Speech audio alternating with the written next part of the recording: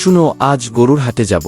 এইবার এমন গরু আনব যেটা বাজারে সব থেকে বড় গরু হবে আমাদের, একেবারে বিশাল গরু।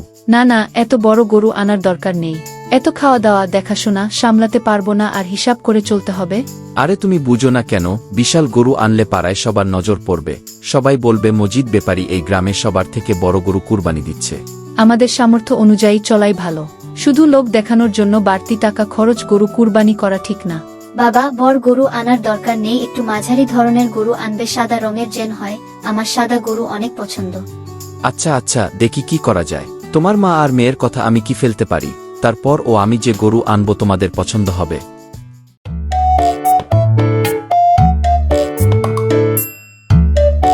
আরে শুনছিস, আমার বাবা আজ হাটে গেছেন। হাটে কেন, কি ব্যাপার? গরু কিনতে? কোরবানির জন্য? ওমা, তাই নাকি? কেমন গরু কিনবে বলেছে? বাবা বলেছে মাঝারি সাইজের, তবে দেখতে যেন সুন্দর হয়। দারুণ তো। তোর তো এবার ঈদে অনেক ব্যস্ততা থাকবে। হ্যাঁ রে, গরুর যত্ন নিতে হবে, খাওয়াতে হবে, পানি দিতে হবে, সবই আমার উপর পড়বে। ঠিক আছে, গরু এলে কিন্তু আমাকেও দেখতে ডাকবি অবশ্যই, তোকে না দেখালে কি চলে। মজিদ ব্যাপারী গরুর হাট থেকে একটি চমৎকার সাদা গরু কিনে বাড়ির পথে রওনা দিয়েছেন। গরুটি এতটাই আকর্ষণীয় আর সুন্দর যে রাস্তায় যেই দেখছে সেই থমকে তাকিয়ে থাকছে। কারো চোখ যাচ্ছে গরুটির চকচকে সাদা গায়ে, কেউ বা অবাক হয়ে দেখছে তার গঠন আর চালচলন।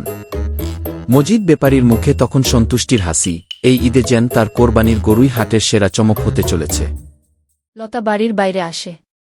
বাড়ির সামনে গাছের সাথে একটি সুন্দর গরু বাঁধা। লতা দৌড়ে কাছে গিয়ে, তুমি কি আমার সঙ্গে বন্ধু হতে চাও? লতা খুশি হয়ে হাত বুলিয়ে দেয়, হাসতে হাসতে, ঠিক আছে, তোমার নাম রাখলাম রাজা। এখন থেকে তুমি আমার রাজা। আমি রোজ তোমার জন্য ঘাস আনবো, পানি আনবো। আমরা খুব ভালো বন্ধু হব, তাই না? দেখছো, তোমার জন্যই তো এত সুন্দর গরু এনেছি। তুই অনেক সুন্দর তো। হ্যাঁ মা, আমার রাজা তো। আমি একে কোথাও যেতে দেব না। কিন্তু লতা, তোমাকে একটা কথা বলতে হবে। এই গরুটাই কোরবানির জন্য এনেছি আমরা। না বাবা, না, আমার রাজাকে কোরবানি দেওয়া যাবে না।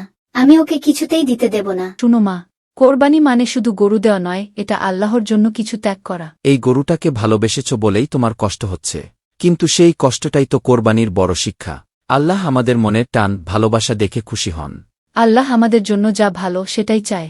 আমরা যদি কিছু প্রিয় জিনিস ত্যাগ করি তাহলে সেটা অনেক বড় কাজ হয়। তাহলে রাজা যদি আল্লাহর জন্য যায়, ও খুশি থাকবে তো? অবশ্যই মা, রাজা জানবে তুমি ওকে ভালোবেসে আল্লাহর জন্য উৎসর্গ করছো। ঠিক আছে বাবা, আমি রাজাকে বিদায় জানাবো আল্লাহর জন্য। ঈদ মানে শুধু আনন্দ নয়, ঈদ মানে ত্যাগ ও ভালোবাসার উৎসব। ঈদ মোবারক।